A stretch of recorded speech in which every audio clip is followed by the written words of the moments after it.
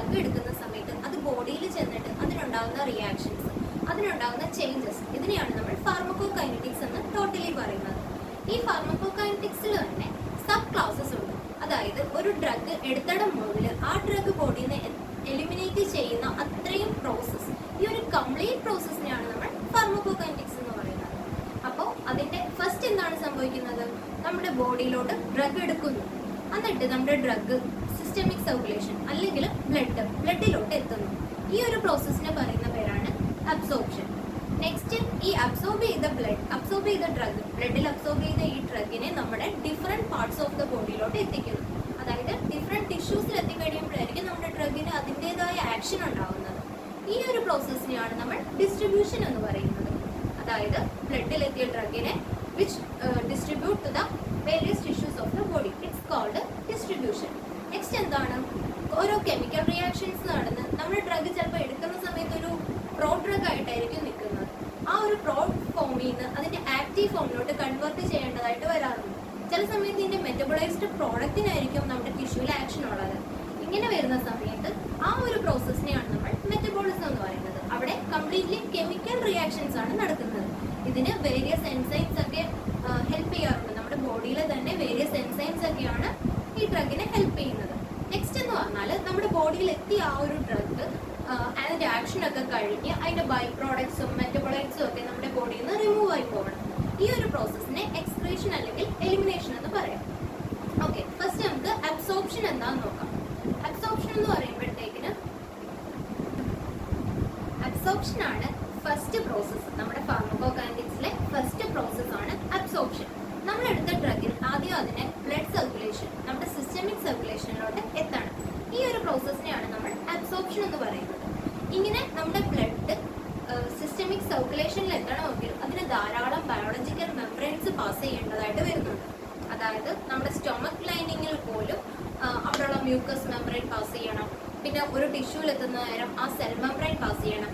അങ്ങനെ different type of passage ഓരോ biological മെംബ്രെയിനിലും passage നടക്കേണ്ടതായിട്ടുള്ള ആവശ്യമുണ്ട്. അപ്പോൾ ഇതൊക്കെ നമുക്ക് വേറൊരു ക്ലാസ്സിൽ നല്ല ഇതായിട്ട് പഠിക്കാം. ബയോളജിക്കൽ മെംബ്രെയിൻസും അതിൻ്റെ നമ്മുടെ ഡ്രഗ്സിൻ്റെ ഓരോ മൂവ്മെൻറ്റ്സിനെ കുറിച്ചും. അബ്സോർപ്ഷനിൽ നമുക്കിവിടെ മെയിനായിട്ട് പഠിക്കാനുള്ളത് എന്താണ് അബ്സോർപ്ഷൻ. അതായത് the blood reaches the systemic circulation after the administration or from the site of administration. നമ്മൾ എടുത്ത സൈറ്റിൽ നിന്ന് ബ്ലഡ് സർക്കുലേഷനിൽ എത്തുന്ന ആ ഒരു പ്രോസസ്സിനെ ആണ് അബ്സോർപ്ഷൻ എന്ന് പറയുന്നത്. അപ്പോൾ ഈ അബ്സോർപ്ഷൻ എന്താണെന്നും അതിൻ്റെ ഫാക്ടേഴ്സ് അഫക്റ്റിങ്ങുമാണ് നമുക്ക് മെയിനായിട്ട് പറയേണ്ടത്. അപ്പോൾ എന്തൊക്കെയാണ് അബ്സോർപ്ഷൻ്റെ ഫാക്ടേഴ്സ് അഫക്റ്റിംഗ്? ഫാർമസ്യൂട്ടിക്കൽ ഫാക്ടേഴ്സ് ഉണ്ട്, ഡ്രഗ് ഫാക്ടേഴ്സ് ഉണ്ട്, അതുപോലെ തന്നെ ബയോളജിക്കൽ ഫാക്ടേഴ്സ് ഉണ്ട്. Pharmaceutical, drug factors and biological factors. Pharmaceutical ഫാക്ടേഴ്സിൽ disintegration and dissolution, formulation, particle size. അപ്പോൾ ഫാർമസ്യൂട്ടിക്കൽ ഫാക്ടേഴ്സിൽ വരുന്ന മൂന്നെണ്ണമാണ് ഡിസിൻറ്റഗ്രേഷൻ ആൻഡ് ഡിസൊല്യൂഷൻ ടൈമും formulation, particle size. Disintegration and dissolution എന്ന് വെച്ചാൽ നമ്മൾ എടുക്കുന്ന ഡ്രഗ് ഒരു അഗ്രിഗേറ്റഡ് ഫോമിൽ, ഒരു വലിയൊരു ഫോമിലായിരിക്കും ഇരിക്കുന്നത്. അപ്പോൾ നമ്മളൊരു പാരസെറ്റമോൾ എടുത്താൽ തന്നെ അത് നമുക്ക് ഡയറക്റ്റ് അങ്ങനെ ഒന്ന് ബ്ലഡിൽ എത്തത്തില്ല. ആദ്യം അതിനെ പാർട്സ് ആയിട്ട് ഡിസിൻറ്റഗ്രേറ്റ് ചെയ്യണം. ഓക്കെ, അതിനെ ബ്രേക്ക് ഡൗൺ ചെയ്യുന്ന ആ ഒരു പ്രോസസ്സിനെയാണ് ഡിസിൻറ്റഗ്രേറ്റ് അല്ലെങ്കിൽ ഡി അഗ്രിഗേറ്റ്സ് എന്ന് പറയുന്നത്. ഓക്കെ, ഇങ്ങനെ എടുക്കുന്ന ഡ്രഗ് ചെറിയ ചെറിയ പാർട്ടിക്കിൾസ് ആയിട്ട് എന്നിട്ട് വേണം നമ്മുടെ ബ്ലഡ് ഫ്ലൂയിഡ്, അതായത് ബ്ലഡ് ഫ്ലൂയിഡ് ആകുമ്പോൾ ഏതാണ് ബ്ലഡ്, അതിൽ സോലുബിലൈസ് ആവണം. ഈ സോലുബിലൈസ് ആവുന്ന പ്രോസസ്സിനെയാണ് ഡിസൊല്യൂഷൻ എന്ന് പറയുന്നത്. അപ്പോൾ ഡ്രഗ് ആദ്യം ഡിസിൻറ്റഗ്രേഷൻ ആവേണ്ട പ്രോസസ്സ് ഉണ്ട്. അതായത് converted into very very small fractions അല്ലെങ്കിൽ വെരി വെരി സ്മോൾ പീസസ്. ഇതിനെ ഡിസിൻറ്റഗ്രേഷൻ എന്ന് പറയും. അപ്പം നമ്മൾ ഡിസിൻറ്റഗ്രേഷൻ ഒരുപാട് ടൈം എടുക്കുകയാണെങ്കിൽ നമ്മുടെ അബ്സോർപ്ഷനും അത്രയും ടൈം ഡിലേ ആവാൻ ചാൻസ് ഉണ്ട്. ഓക്കെ, അപ്പം ഡിസിൻറ്റഗ്രേഷന് ടൈം എടുക്കുന്ന ടൈമിൽ അബ്സോർപ്ഷൻ ടൈം കൂടാറുണ്ട് അല്ലെങ്കിൽ ഡിലേ ആവാറുണ്ട്. ആ ഒരു സമയത്ത് ഇത് നമ്മുടെ ബോഡിയിൽ മൊത്തമായിട്ട് അബ്സോർബ് ചെയ്യാതെ എലിമിനേറ്റ് ആയി പോകാനുള്ള ചാൻസ് ഉണ്ട്. സോ നമ്മുടെ അബ്സോർപ്ഷനെ മെയിനായിട്ട് അഫക്റ്റ് ചെയ്യുന്ന ഒരു ഫാക്ടറാണ് ഡിസിൻറ്റഗ്രേഷൻ. then എന്താണ് ഡിസൊല്യൂഷൻ? നമ്മുടെ ഈ ഒരു ഡ്രഗിൻ്റെ പാർട്ടിക്കിൾസ് സ്മോൾ ഫ്രാഗ്മെന്റ്സ് ആയി കിട്ടി. ഇനി അത് നമ്മുടെ ബ്ലഡിൽ സോൾബിലൈസ് ആവണം. ഈ പ്രോസസ്സിനെയാണ് ഡിസൊല്യൂഷൻ എന്ന് പറയുന്നത്. കംപ്ലീറ്റ് ഡ്രഗ് സൊല്യൂഷൻ, ഇതിനെയാണ് ഡിസൊല്യൂഷൻ എന്ന് പറയുന്നത്. എത്രമാത്രം ബ്ലഡിൽ അബ്സോർബ് ആവുന്നുണ്ടെന്ന് ഈ ഒരു ഡിസൊല്യൂഷനും അതിൻ്റെതായ പങ്ക് വഹിക്കുന്നുണ്ട്. അതായത് ഡിസൊല്യൂഷൻ കംപ്ലീറ്റ്ലി ഡിസൊല്യൂട്ട് ആയ ഡ്രഗിന്റെ മുഴുവൻ ആക്ഷനും നമുക്ക് ബോഡിയിൽ കിട്ടും. പക്ഷെ സോലുബിലൈസ് ആവാത്ത ഒരു ഡ്രഗിന്റെ ആക്ഷൻ നമുക്ക് ബോഡിയിൽ കിട്ടുമോ? ഇല്ല. സോലുബിലൈസ് ആവാത്ത ഡ്രഗ് അത് അങ്ങനെ തന്നെ ബോഡിയിൽ നിന്ന് എലിമിനേറ്റ് ആയി പോകാനുള്ള ചാൻസ് ഉണ്ട്. അപ്പോൾ കംപ്ലീറ്റ് ആക്ഷൻ കിട്ടണമെങ്കിൽ കംപ്ലീറ്റ് ഡിസൊല്യൂഷനും നടന്നിരിക്കണം. നെക്സ്റ്റ് ഫാർമസ്യൂട്ടിക്കൽ ഫാക്ടേഴ്സ് ആണ് ഫോർമുലേഷൻ. നമ്മൾ ഏത് ഫോർമുലേഷൻസിൽ എടുക്കുന്നു, അതായത് നമ്മൾ സോളിഡ് ഡോസേജ് ഫോമിൽ എടുത്തെന്ന് വെച്ചോ, അപ്പം അവിടെ എന്താണ്, ഫസ്റ്റ് ഡിസിൻറ്റഗ്രേറ്റ് ചെയ്യണം, പിന്നെ ഡിസൊല്യൂട്ട് ചെയ്യണം. ഓക്കെ, അപ്പോൾ വലിയ ഫ്രാഗ്മെന്റ്സ് ആണ് സോളിഡ് ഡോസേജ് ഫോംസിലുള്ളത്, ടാബ്ലറ്റ് പോലുള്ളത്. പക്ഷെ നമ്മളൊരു ലിക്വിഡ് കണ്ടന്റ് ആണെങ്കിലോ അത് ഓൾറെഡി സ്മോൾ പാർട്ടിക്കിൾസ് ആണ് സൊല്യൂഷൻസിലുള്ളത്. പിന്നെ അവിടെ ഡിസൊല്യൂഷൻ മാത്രം നടന്നാൽ മതി. അപ്പോൾ അവിടെ ഫാസ്റ്റസ്റ്റ് ആയിട്ട് അബ്സോർപ്ഷൻ നടക്കും. ഇവിടുത്തെ അബ്സോർപ്ഷൻ എന്താണ്, വളരെ ഡിലേ ആയിരിക്കും.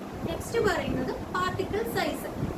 പാർട്ടിക്കിൾ സൈസ് കുറവാണെങ്കിൽ ബെറ്റർ അബ്സോർപ്ഷൻ ആയിരിക്കും. സ്മോളർ പാർട്ടിക്കിൾ സൈസ് ആണെങ്കിലായിരിക്കും ബെറ്റർ അബ്സോർപ്ഷൻ. അപ്പോൾ അബ്സോർപ്ഷന്റെ ഫാക്ടേഴ്സിനെ കുറിച്ചാണ് നമ്മൾ ഡിസ്കസ് ചെയ്യുന്നത്. ഫാർമസ്യൂട്ടിക്കൽ ഫാക്ടേഴ്സ് ആണ് ഈ 3 എണ്ണം പറഞ്ഞത്. നെക്സ്റ്റ് വൺ എന്ന് പറയുമ്പോൾ ലിപ്പിഡ് സോലുബിലിറ്റി. എന്താണ് ലിപ്പിഡ് സോലുബിലിറ്റി പറയുന്നത്? ലിപ്പിഡ് സോലുബിൾ ഡ്രഗ്സ്, അതായത് നമ്മുടെ ലിപ്പോഫിലിക് ഡ്രഗ്സ്. ലിപ്പോഫിലിക് ഡ്രഗ്സ് ആണെങ്കിൽ നമുക്ക് എല്ലാവർക്കും അറിയാലോ, സെൽ മെംബ്രെയിൻ എന്ത് വെച്ചിട്ടാണ് മേഡ് ആക്കിയിട്ടുള്ളത്?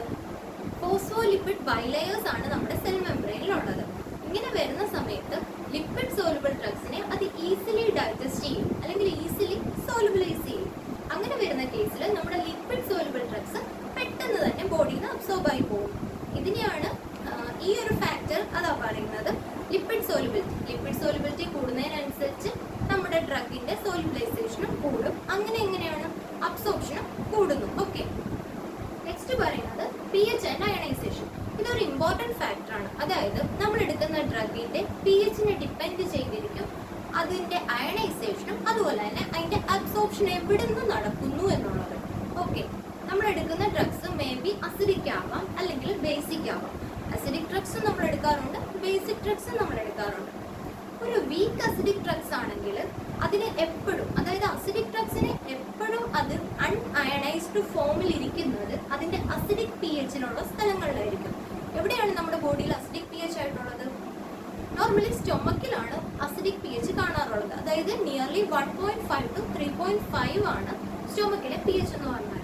അപ്പൊ നമ്മുടെ അസിഡിക് ഡ്രഗ്സ് സ്റ്റൊമക്കിൽ ചെന്നിട്ട് അൺഅയണൈസ്ഡ് ഫോമിലായിട്ടായിരിക്കും ഇരിക്കുന്നത്. ഇങ്ങനെ അൺഅയണൈസ്ഡ് ഫോമിലായിട്ട് ഇരുന്നാൽ മാത്രമേ നമ്മുടെ ഡ്രഗിന് അബ്സോർപ്ഷൻ ഉണ്ടാവത്തുള്ളൂ. നോർമലി അൺഅയണൈസ്ഡ് ആയിട്ടിരുന്നാൽ മാത്രമേ അബ്സോർപ്ഷൻ ഉണ്ടാവത്തുള്ളൂ. അപ്പൊ നമ്മുടെ അസിഡിക് ഡ്രഗ്സ് എവിടെ നിന്നായിരിക്കും അബ്സോർപ്ഷൻ നടക്കുന്നത്? സ്റ്റൊമക്കിൽ നിന്നായിരിക്കും. പക്ഷേ ബേസിക് ഡ്രഗ്സിന്റെ കാര്യം എടുത്താലോ, സ്റ്റൊമക്കിൽ ബേസിക് pH അല്ല, അസിഡിക് pH ആണ്. സോ ബേസിക് ഡ്രഗ്സ് അവിടെ അയണൈസ്ഡ് ഫോമിലായിരിക്കും ഇരിക്കുന്നത്. അയണൈസ്ഡ് ഫോം ആണെങ്കിൽ ഒരിക്കലും അബ്സോർപ്ഷൻ നടക്കത്തില്ല. അങ്ങനെ വരുമ്പോൾ നമ്മുടെ ബേസിക് ഡ്രഗ്സിന് സ്മോൾ ഇൻറ്റസ്റ്റൈനിൽ ചെന്നാൽ മാത്രമേ അവിടെ അബ്സോർപ്ഷൻ നടക്കത്തുള്ളൂ. അതാണ് pH ആൻഡ് അയണൈസേഷൻ എങ്ങനെ അബ്സോർപ്ഷനെ ഡിപ്പെൻഡ് ചെയ്യുന്നു എന്ന് പറയുന്നത്. നെക്സ്റ്റ് നമുക്ക് പറയുന്നത് ബയോളജിക്കൽ ഫാക്ടേഴ്സ് ആണ് പറയുന്നത്. Area and vascularity. അതായത് നമ്മുടെ ഇൻറ്റസ്റ്റൈനിലൊക്കെ വില്ലൈ ഉണ്ട്, അതായത് സർഫസ് ഏരിയ കൂട്ടാനുള്ള ആ ഒരു സ്ട്രക്ചറൽ ഫോമാണ് വില്ലൈസ് എന്ന് പറഞ്ഞാൽ. അപ്പോൾ വില്ലൈസ് കൂടുന്നതിനനുസരിച്ച് നമ്മുടെ വാസ്കുലാരിറ്റി അല്ലെങ്കിൽ area of the absorbing surface അവിടെ കൂടുകയാണ്. അങ്ങനെ കൂടുന്ന സമയത്ത് അവിടുത്തെ അബ്സോർപ്ഷൻ എന്താണ്? അബ്സോർപ്ഷനും കൂടുതൽ നടക്കും. Okay, then gastro intestinal motility എന്ന് പറയുമ്പോൾ നമ്മുടെ GI-ന്ന്, അതായത് നമ്മുടെ സ്റ്റൊമക്കിൽ നിന്ന് എടുത്ത ഫുഡ് എത്ര എളുപ്പത്തിലാണോ പോകുന്നത്, അല്ലെങ്കിൽ ഫുഡ് എത്ര എളുപ്പത്തിലാണോ പോകുന്നത്, അത്രയും നമുക്ക് അബ്സോർപ്ഷൻ കുറവായിരിക്കും. അത് തന്നെയാണ് നമ്മുടെ ഡ്രഗിന്റെ കേസിലും. ഡ്രഗ് എടുക്കുമ്പോഴത്തേക്കിന് ഈസി ആയിട്ട് സ്റ്റൊമക്കിൽ നിന്ന് പെട്ടെന്ന് അങ്ങ് പോയെന്ന് വെച്ചോ, അപ്പൊ നമ്മുടെ അബ്സോർപ്ഷൻ അവിടെ ഏറ്റവും കുറവായിരിക്കും. ഏറ്റവും കൂടുതൽ റിസൈഡ് ചെയ്ത് നിന്നാൽ മാത്രമേ അബ്സോർപ്ഷൻ അവിടെ കിട്ടത്തുള്ളൂ. ഇതാണ് GI മോട്ടിലിറ്റി പറയുന്നത്. ഡിലേ വന്നാൽ നമുക്ക് അബ്സോർപ്ഷൻ കൂടും. ഓക്കെ, റിസൈഡിങ് ടൈം കൂടുന്നതിനനുസരിച്ച് അബ്സോർപ്ഷൻ കൂടും. പിന്നെ പറയുന്നത് പ്രസൻസ് ഓഫ് ഫുഡിന്റെ കാര്യമാണ്. ഫുഡ് ഉണ്ടെങ്കിൽ നമ്മുടെ ഡ്രഗ് അബ്സോർപ്ഷൻ അവിടെ ഡിലേ ആയിരിക്കും. അതായത് ഫുഡിന്റെ പ്രസൻസിൽ ഒരു എക്സാമ്പിൾ പറയുകയാണെങ്കിൽ നമ്മൾ ആന്റിബയോട്ടിക് എടുക്കുന്ന കേസസിൽ ഫുഡിന്റെ പ്രസൻസ് സ്റ്റൊമക്കിലാണെങ്കിൽ ഈ ആന്റിബയോട്ടിക്കിനെ മാക്സിമം അബ്സോർബ് ചെയ്യാതെ പോകും. ഓക്കെ, അതാണ് നമ്മുടെ ബയോളജിക്കൽ ഫാക്ടേഴ്സിൽ വരുന്നതാണ് പ്രസൻസ് ഓഫ് ഫുഡ് എന്ന് പറഞ്ഞാൽ. Next diseases.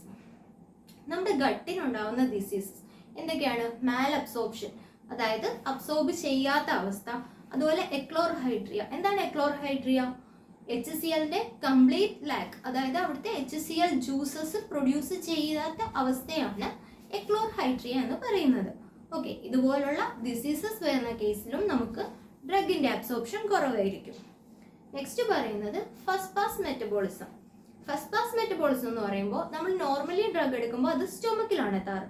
പക്ഷേ ഹെപ്പാറ്റിക് പോർട്ടൽ സിസ്റ്റം വഴി ഫസ്റ്റ് അത് ലിവറിലാണ് എത്തുന്നതെങ്കിൽ ലിവർ ഒരു എക്സ്ക്രീറ്ററി ഓർഗൻ ആണ്. അതുകൊണ്ട് തന്നെ കംപ്ലീറ്റ് ആയിട്ട് പെട്ടെന്ന് തന്നെ അബ്സോർബ് ഒട്ടും ചെയ്യാതെ എക്സ്ക്രീറ്റ് ആയി പോകാനുള്ള ചാൻസ് ഉണ്ട്.